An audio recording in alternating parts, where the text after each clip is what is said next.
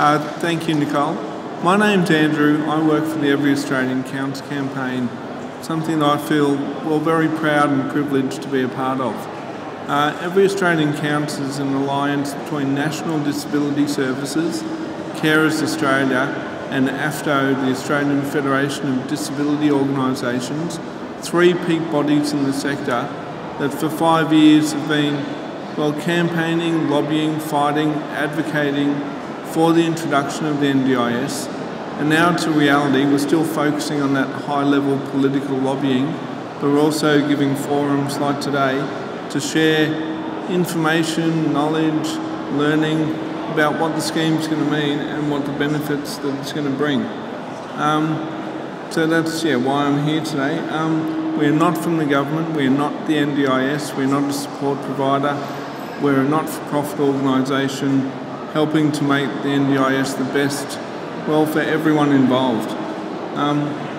We've been used to a system that has not been supporting people properly in the way they want and need for a long time. Underfunded, inefficient, unfair, fragmented, and with little or no certainty for people with disability, their families and carers. The NDIS is here, Okay, is that better? Great. The NDIS is here to help with this unmet need and give people choice and control over the services that they have in their lives. Essentially, it's taking the funding from state-run, ADIC-funded organisations here in New South Wales and giving that funding to individuals to choose the services and supports that they want and need. Individualised, targeted, self-directed supports. That's why we need the NDIS, and it's been a long time coming and we need to get prepared for it. Nobody's an expert in this scheme at the moment, certainly not people with disability, their families and carers, not service and support providers, and the agency and the government that are implementing it, they're not experts in this at the moment either. It is all still being worked out as we're rolling it out. It's been in 7 trial sites around the country for the last 2.5 years, and as of 1st of July 2016, it's starting to roll out around New South Wales. And that's the thing. Everything doesn't change from the 1st of July. Excuse me. It's a transition from that date, and your current service and support arrangements continue until you transition to the NDIS. But we all need to get prepared for the changes that are coming to make the best, to realise the full potential that this scheme is going to deliver to us all. Just some 5 key points about the scheme. It is a national scheme. We're used to a fragmented disability system. There's 8 systems around the country, one in each state, and each of those has different access and eligibility criteria, different levels of funding, different assessments, and even within states, depending on where you live, it depends on what you're eligible for and what programs you can get into, or if they're full in your area. It's not equitable, it's not fair. The NDIS, when it rolls out, will be a national scheme, one set of eligibility criteria, one access point, and if you move from state to state or within to a different city, different area, your plan follows you. No longer endless assessments, endless accounting for your needs. Your plan will follow you, and once you're in the scheme, you're in the scheme for life. The NDIS is a person-centred scheme. That's it's turned into a bit of a buzzword that we're hearing a lot now, but the better organisations have been practising this approach for quite a while. Society's been going towards this. Rather than doing things to people and for people, it's supporting people and assisting people for what they want, what they choose. The NDIS will give people the opportunity to look at the supports that they have in their life and see what's working, what's not working, what do I want to change, do I want to change something, do I want different levels of support, more of something, less of something.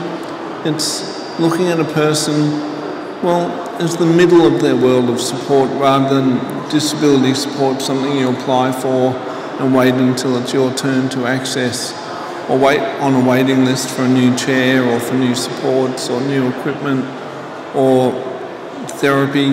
It's about putting the person in the middle of their world of supports. It'll take a few more years to be fully implemented. The rollout starts here in New South Wales from the 1st of July, but this is a massive scheme. There's currently estimated to be about 220,000 people with disability using specialist supports around the country.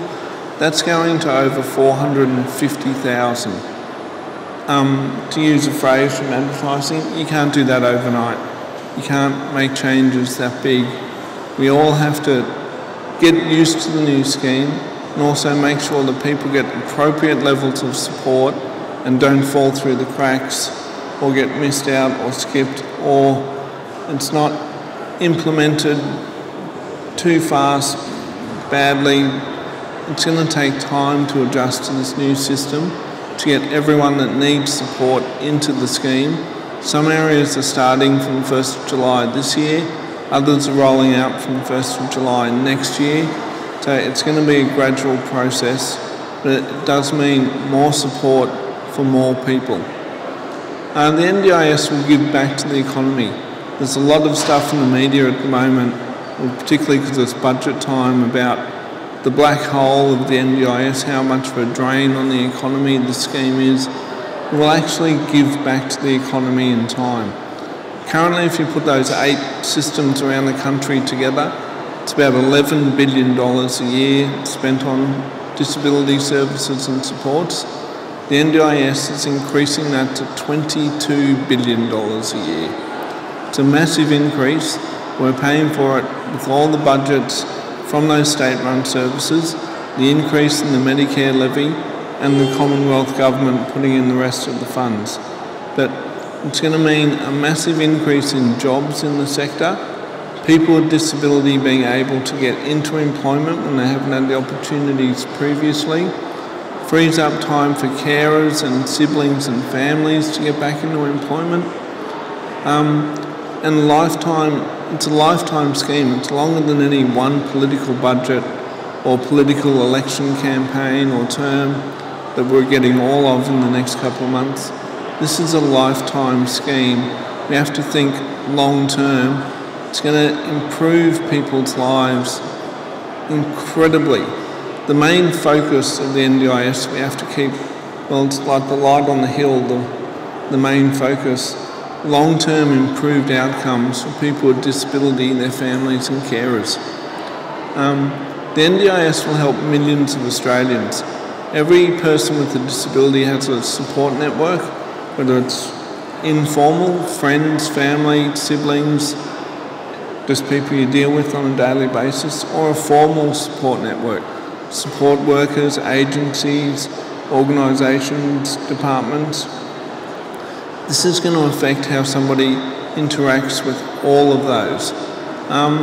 I get excited about that because it's promoting the inclusion and participation of people with disability in all forms of society. And we're not doing something big here, we're just changing the world. It's going to, 10, 20 years time, we're not going to talk about people with disability or disabled people or people with disabilities. Let's just talk about people. Let's be inclusive. I'll refer to my notes now because there's a long list of where this scheme is rolling out from 1st of July this year. The rest of the eligible people in the Hunter, New England region, that's the largest blue area there. The scheme has been in trial site in Hunter, Newcastle for 2.5, nearly 3 years. The rest of that region will now be rolling out for the full NDIS.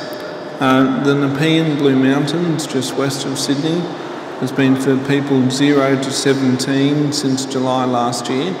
That'll now be expanding to all eligible people in the area. And also the regions of southwestern Sydney, southern New South Wales, Western Sydney and Northern Sydney. And from the 1st of July next year, the NDIS will be available in the districts of Illawarra Shoalhaven, Mid-North Coast, Murrumbidgee, Northern New South Wales, Southeastern Sydney, Sydney, Western New South Wales and Far West New South Wales.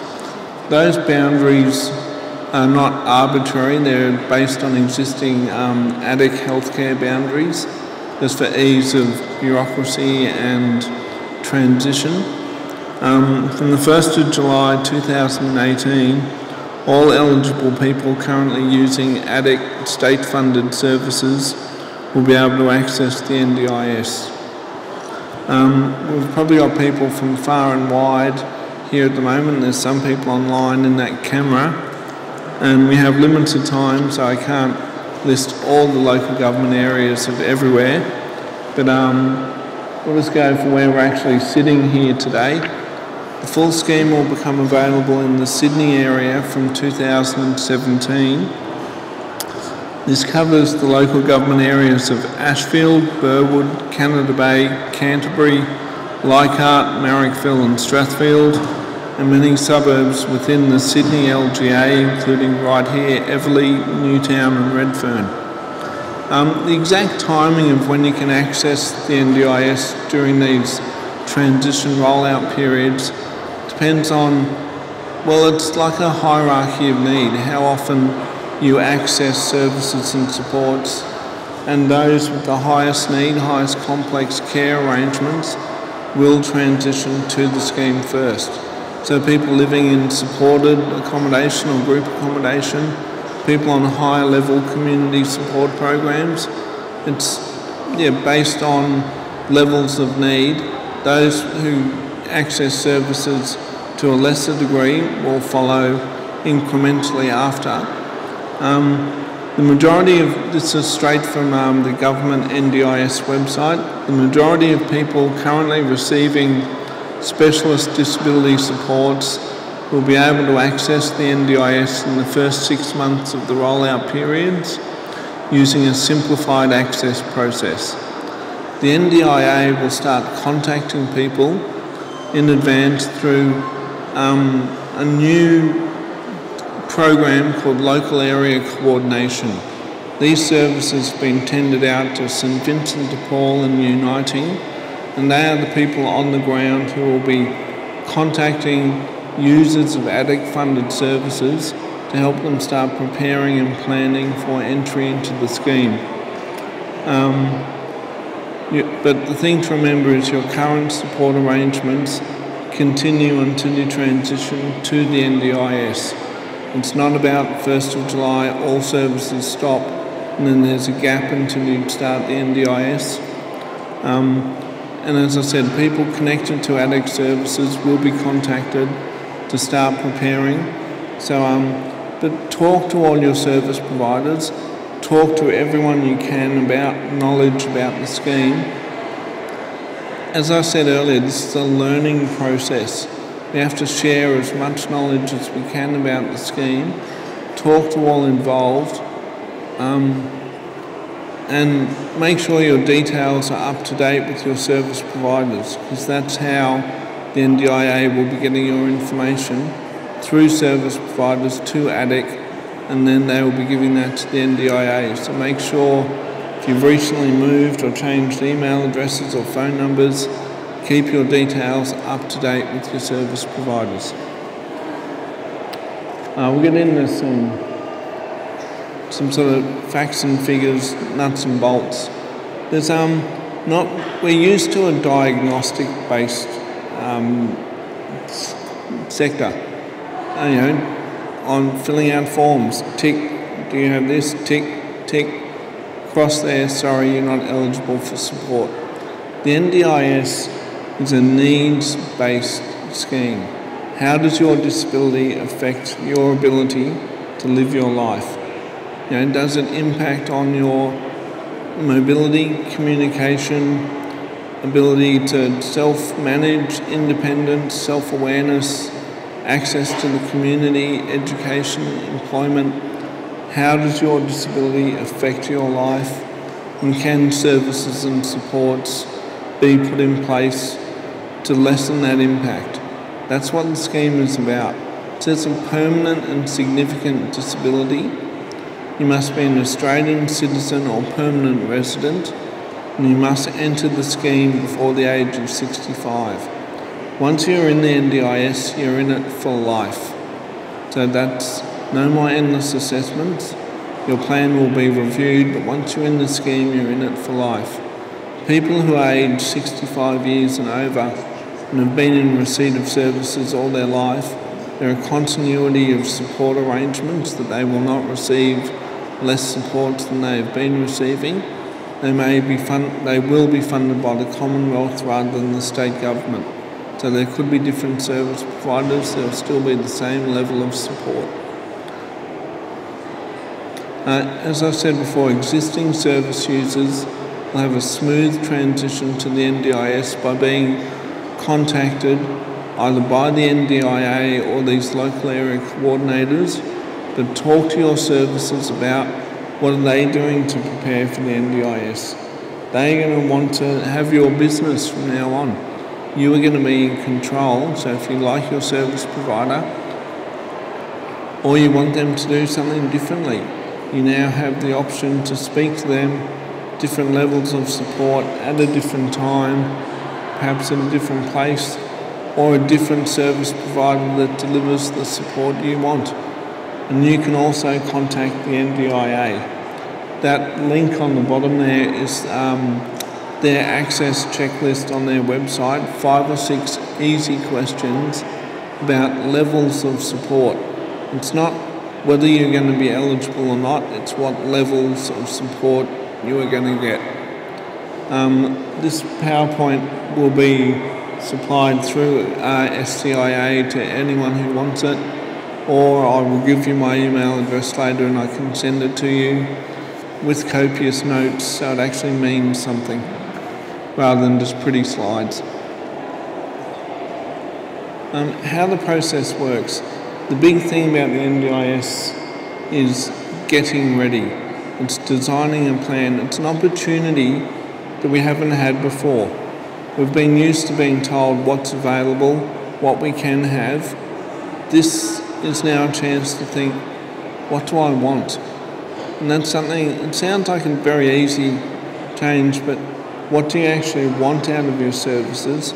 Chance to think, what is working? What do I like? What would I want more or less of? What have been my unmet needs and goals that I want to work towards? But everybody's NDIS plan is going to be different. It's individualised.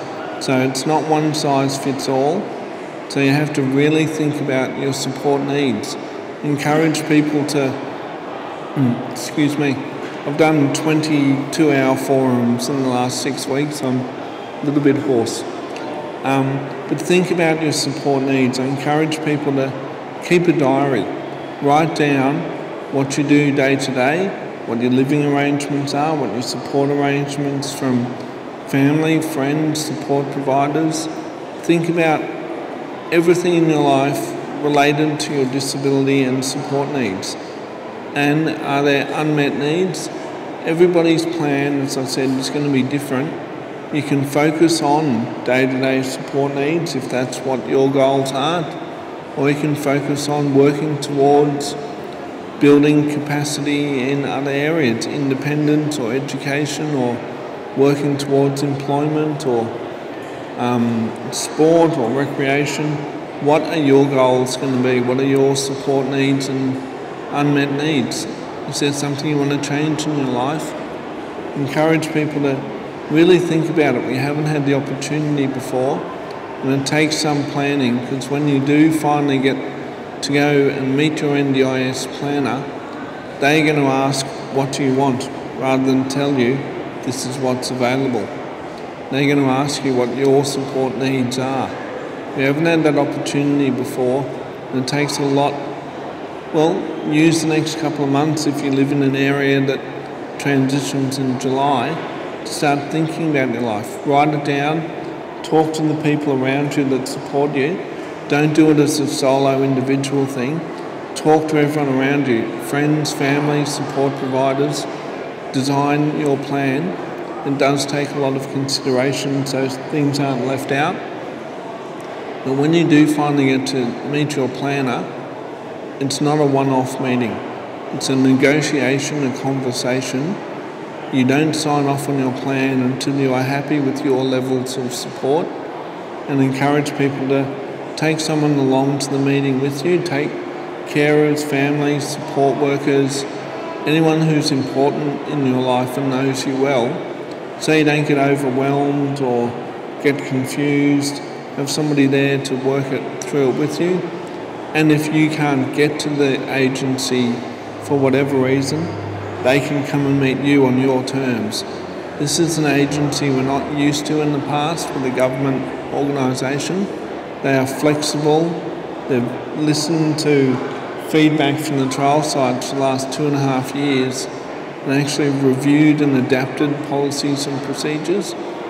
They're not perfect because they are a government entity, but it is a new, flexible agency that's funding people to look at opportunities, possibilities, options. The transition period, it's not all going to be smooth. I'm not sitting up here pretending it's absolutely fantastic. It is going to be, well, it's a transition period. Change can be problematic at times, but that big picture I was talking about before, long-term improved outcomes, that's the thing to focus on and keep in mind while we're designing this scheme for the better. But as I said, your plan meeting is not a one-off. Take 2, 3, 4, however long until you're happy with the level of service and support in your plan. And it is not walk out of the agency and there you go, that's set in stone. Your plan is reviewed after 3 months to see if it's appropriate, if the levels of support are right, and then again an annual review. But the thing we're not used to, if your circumstances change, your plan changes with you. So if for health reasons or you have to move house or for whatever reason, you can't always plan for life. If your support needs change, your plan changes to meet them. That's something else we're not used to in the past. Previously, if you were seeing a support service and it was only available on a Wednesday and a Friday and you couldn't make those appointments, sorry. Here you decide what you want, when you want, and at what level of support. Choosing your supports. You decide what you do, when you do it, and with who. You choose your service provider. The NDIS will have lists of registered service providers for the kind of supports you want and in your area, and you choose what you want to do. It sounds pretty simple because it's your individualised plan. What you want, what you get out of the NDIS is going to depend on your level of engagement with it. And living your life, your needs today, and building a better future if that's what you want to focus on. It's up to you what your plan is going to involve and whether you focus on the day-to-day or long-term goals to improve your future. If you have children, you want to build their capacity for the future, that's what you can focus on. It is about long-term improved outcomes. I'm just sort of racing through this because I know people are going to want to have questions, but I'm going to be here afterwards for one-on-one. That's the most complex slide in this presentation, but think flexibility, plans, possibilities. There are many ways to manage your NDIS plan. You can have the agency look after it all for you.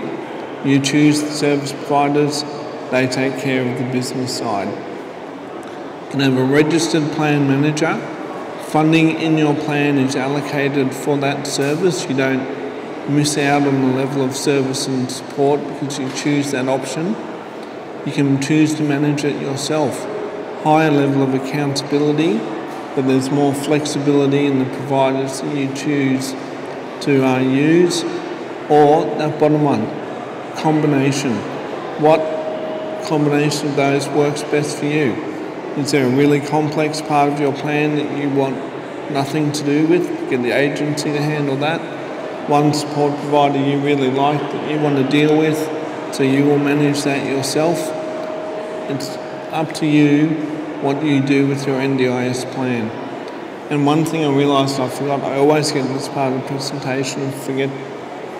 The NDIS is not means tested. It doesn't affect your disability support pension, doesn't affect carer's allowance, carer's payment, or child support benefits. The only DSS payment affects is mobility allowance. That's because if you get a funding package, transport is included, but you still get to keep your healthcare card, so you don't lose out. That's where to go for more information. For every Australian counts, everything NDIS related, opinions, news stories, frequently asked questions, links to everything, and we need your support to help keep this thing on track. We still live in a democracy. Let's make sure the government deliver it right. They are the government websites. The top one's the national NDIS site. The bottom one is the New South Wales state government site for about the transition of ADIC services. I'm getting the hurry up. Questions? Have we run out of time?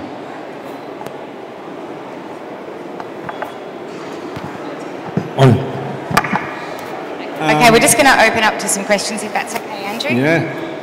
I've got two questions, actually. I've been self-managing my own funding for the last 2 years in Western Sydney, and one of the biggest hurdles I've experienced is getting approval for supports that I wish to purchase. I'm currently waiting nearly 6 weeks, 8 weeks. Am I going to experience the same thing under the NDIS? And the other question is, I understand the NDIS was based on what has been rolled out in the United Kingdom. In the United Kingdom, you can use a portion of your funding to pay for the lease of a vehicle that's been specially modified if you want to drive for yourself, so for full independence, not to be driven around in the back of a taxi. Now, I understand there's no provision for that whatsoever, and is there any scope for that to open up with the NDIS? Well, in answer to the first part of your question, you would have in your plan what supports you already want. That's why the pre-planning is important. So they would be pre-approved. It's just a matter of accessing them rather than seeking approval each time you want a new support. We'll talk more after this because we've got... But in second part of your question, I'm not sure about leasing a car, but vehicle modifications are included as part of the NDIS. The NDIS, it's reasonable and necessary supports. They wouldn't buy you the car, but you can get a vehicle modified for your use. And I was saying before, flexibility. Talk to them about leasing a vehicle if that's what your support needs require. I was told by an assistant director of the agency 2 weeks ago, it's a conversation, it's a negotiation. Everything is open for possibilities. If you can justify your support needs to reach that goal, then please do so. Yeah, just to follow on from that, I'm Peter from Spinal Cord Injuries Australia. I think one of the really important things for everyone to know is everything's not sorted out as yet. So questions like yours are valid questions that we are encouraging people to ask through the process. You know, decisions will have to be made on specific things like that, and just because a decision has previously been made to fund or not to fund doesn't mean that the decision won't be changed if there's a valid argument. So the trial sites, you know, have given a lot of information, but there's a lot of learning to go on over the next 12 months. When we start to roll out in New South Wales, the very first people that go to their planning meetings and ask these sort of questions will obviously the agency will have to respond to. Our organisation, Spinal Cord Injuries Australia, has done a lot of pre-planning. We'll be supporting people before their meetings, and we'll be supporting people after their meetings and the whole way through the process. So Claire and I are here, as well as Andrew, after the session. Yep. So if anyone's got any specific questions for SCIA, please come over and see us, as well as asking Andrew, who's got tremendous experience over the last couple of years. Thank you, Peter. It's a brave new world of more supports for more people. Think flexibility, possibilities, options. John Della Bosca is the campaign director for Every Australian Counts. He's a great man who used to work in state parliament here. He's been fighting for this for years. He said the first challenge was to get the NDIS. The next challenge is to deliver it together. And we're all in this together, sharing, learning. Let's get it right. Thank you. Can I just ask a couple of questions from the online people who are watching at home? Okay, when will the northwest of Sydney be included in the rollout, i.e. Hornsby to Bankstown? They're starting from July this year. Okay. And the second question we have is, how will you ensure people with disabilities don't fall through the gaps if they don't currently receive ADAC funding? There is capacity within the scheme for people who are currently not getting services to enter and start in with the scheme. And the local area coordinators, one of their roles is to identify people who have unmet need or are currently not receiving supports. And one final question is, what are some of the lessons learned through the NDIS trial sites? I know there must be many, but if you could just pick on a couple, that'd be great. Well, how long have we got? But the trial sites have been informing the rollout for 2.5 years. And that's the thing I was saying, the agency have been listening to what's working and not what's not working, and adapting and changing their procedures. So that will continue over the next transition time. Okay, do we have any more questions? Hi, my name is Terry Fletcher. I represent a group of people who are not being counted in this at all. And that is people who are 65 and over. And my group of people includes those who are not being counted. What is the board doing about us? We haven't. I'm talking about people who have not received any support. Yeah. As a huge group that I belong to is post-polio, where in the majority over 65, where do we go? I agree with you. It's a large unmet need that the government is not catering for. They arbitrarily said that people over 65 are catered for by the aged care health system. Now, I agree with you, it's not appropriate. What are we personally doing about it? We're not the board, we're Every Australian Counts. We are lobbying. The system is still fluid. It needs to be adapted to include all Australians and not arbitrary cut-off dates, because there are people that are in need of support and it's not going to be delivered by existing systems. So, yeah, we need to look at that.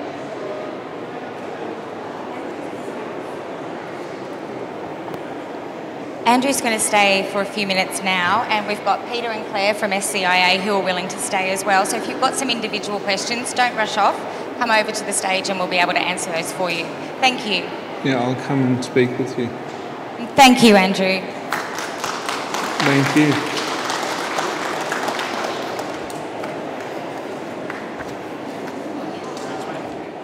Cheers, mate.